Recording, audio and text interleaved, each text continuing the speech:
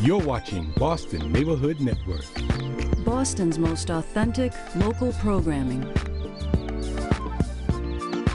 BNN. You can only get it here.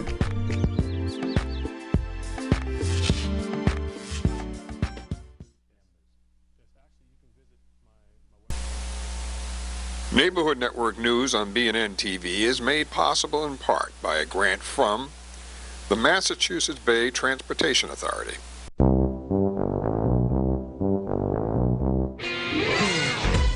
Get your Charlie card today. Brought to you by the MBTA.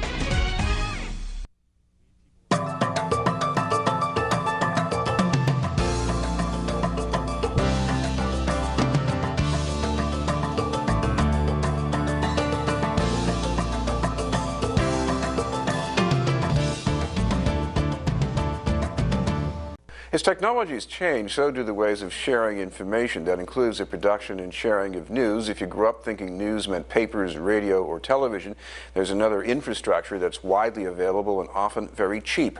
We're talking about the interconnections of social networking. It's only a few steps from there to explaining how almost anyone can use the connections, starting with something as common and compact as a wireless phone, or even less. That's the purpose of the book by our guest. He's been grooming new producers in social media at regular meetings in Jamaica Plain, and the title of the book is Getting Seen. We'd like to welcome Steve Garfield. Thank you. Good to be here. Thank you very much for being with us. I guess your start in this was, going back to what we now think of as old media, right?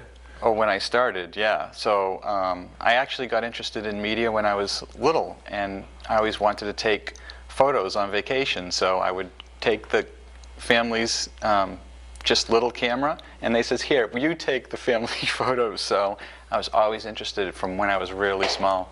Now, I remember I was one of the people who back in the 1980s got into what we thought of as a revolution in community access, and that meant that anybody who could live and breathe and was an adult and paid their taxes could rent equipment for a small membership fee, and there would be this humongous box. And right. You've got something with you that's a bit smaller, right? Yeah, actually I have this, but I did community access too. What I have here is this is a Kodak ZI-8 that Kodak gave to me to evaluate, and the revolution really is that you can have something this small in your pocket at all times, and it can shoot HD quality video. It's really amazing. And what about the sound pickup? So the sound pickup on this is very good.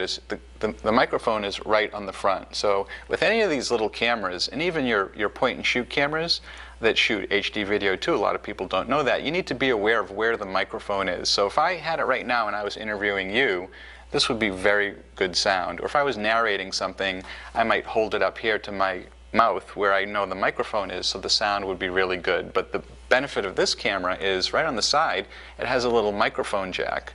So I can add in any kind of microphone, like a lavalier mic like we're wearing now, and then wire it and hold it right up to you, and I can get pretty far away and get perfect sound.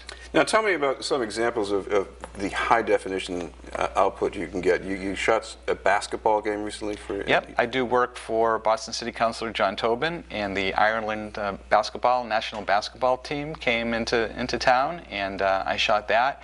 And I shot that with a little point and shoot camera, just one that would take digital still cameras, but they also have a dial where you can flip over to HD video.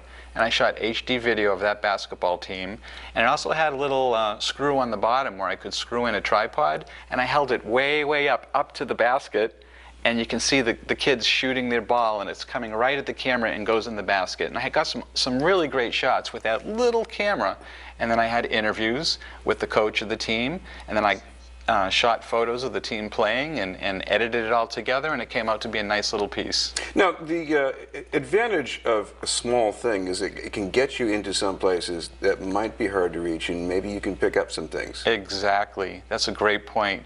For example, when I was voting for the election for Obama, and I was actually teaching here at BU in a New Media Tools for Journalism class, and the thing that we asked all the students to do was go out and videotape and document their voting process. So I did it too, and I brought my little camera, and I was in the voting, my voting place shooting, and they're like, "Hey, what are you doing in there? Who are you with?" And I said, "Well, I'm Citizen Journalism," and they're like, "Get out of here."